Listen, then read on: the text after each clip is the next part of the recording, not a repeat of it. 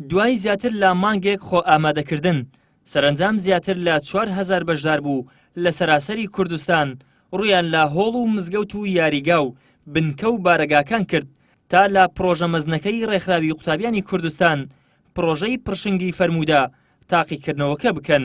سەرپەرشتیاری پرۆژەکەش دەڵێت ئامانجمان پەروەردەکردنی گەنجانمانە با تێگەیشتنێکی ڕاستەقینەی ئیسلامی.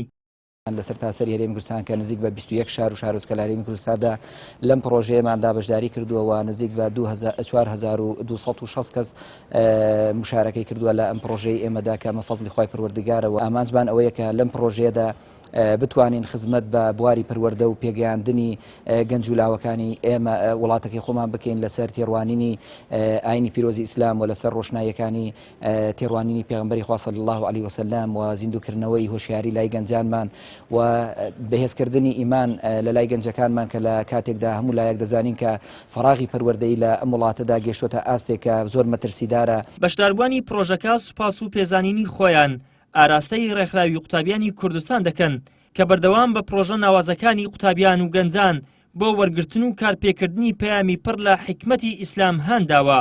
اللهم صل على محمد و آل محمد. زۆر دڵخۆشم ئەمڕۆ وەکو خوێندکارێک لەم پێشبڕکێدا بەشدارم کە پرشنگی چل فەرموودەیە و ڕێکخراوی قوتابیانی کوردستان هەستاون بە سازکردنی ئەم پێشبڕکەیە. پێغەمبەرمان صلی الله علیه وسلم لە یەکێک لە فەرموودەکانی ئەم کتابە بە نرخەدا ئاماژەی بەوە کردووە کە منداڵان دەتوانن خێر و چاکە کۆ بکەنەوە دایک و باوکیشیان وەکو ئەوان بەشدار دەبێت. من بۆ هاتووم فێری حادیسەکانی پێغەمبەر صلی الله عليه وسلم بموس سودی زیاتریان لێ ببینم. هیوادارم هەموو مناڵانی جیهان وەکو من بن و بەشداری لەم پێشبڕکەیانە نابکەن. دەستخۆشی لە ڕێکخراوی قوتابیانەکەم. هیوادارم ساڵانە ئەم پێشبڕکەیانیان بەردەوام بێت. بەشداربووان دەڵێن تێکەڵبوون لەگەڵ فەرموودەکانی سەروەرمان تاموچێژی تایبەتی هەیە و پێویستە لە ژیانی ڕۆژانەماندا کردداری پێ بکەین. دەستخۆشی لە ڕێکخراوی قوتابیانی کوردستانەکەم کە هەستاوە بە ئەنجامدانی ئەم پرۆژێ و هیوادارم زیاتر گرنگی بە پرۆژانە بدەن چونکە لە ئێستادا بەڕاستی ئیسلام بە ڕاستەوخۆ ناڕاستەوخۆ دژایەتی دەکرێت لەلایەن نارەکانیەوە.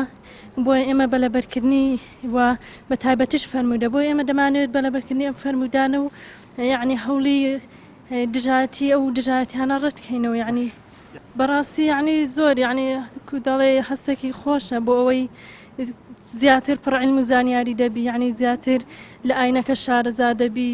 واللهی پیان دەڵێم کاتی خۆیان بەشتی لاوەکیەوە سەرف نەکەن یعنی بەشداری بکەن لەم جۆرە پرۆژانە ئیتر فەرموودە بێ لەبەرکردنی قورئانی پیرۆز بێ لە بنکەکانی قورئان خۆیان فێری تەجوید بکەن قورئان خوێندن بۆەوەی یعنی بۆ دنیا و بۆ دواڕۆژشان ئەو باشترە لە خزمەتە. یعنی ئەمن نیوە ینی هەمویانم لەبەرەوەی لە بۆ ئیمتیحانەکە هێتا و بەخۆ بەزەمن زیاتر لەبەر پارەم نییە بەخوای. وڵا هەموو قسەکانی پێغەمبەری صلی الله عليه وسلم خۆشە نازم کامیلم یەکێکیانم بۆ بڵێ بەدڵی خۆ. پرۆژەی پڕشنگی فەرموودە لە مانجی پیرۆزی ڕەمەزاندا لەلایەن ڕێکخراوی قوتابیانی کوردستانەوە ڕاگەیەنرا کە تیایدا چل فەرموودەی سەروەری مرۆڤایەتی درودی خوای لەسەر بێت لە دوو توێ کتێبێکدا بۆ لەبەرکردن و تاقیکردنەوە تیایدا دەستنیشان کرا. هاوڵاتیان بەگشتی و قوتابیان و لاوان بە تایبەتی بە گەرموگوڕیەوە بەشداری پرۆژەکەیان کرد و باوەشی میهرەبانی و وەفاییان بۆ فەرموودەکانی سەروەری مرۆڤایەتی کردەوە. بڕیاری ژوایە لە ماوەی هەفتەیەکدا ئەنجامی تاقیکردنەوەکان ئاشکرا بکرێت و خەڵاتی شایستە بە بەشداربووان بدرێت. ئیدریس محەممەد، کەناڵی ئاسمانی پەیام.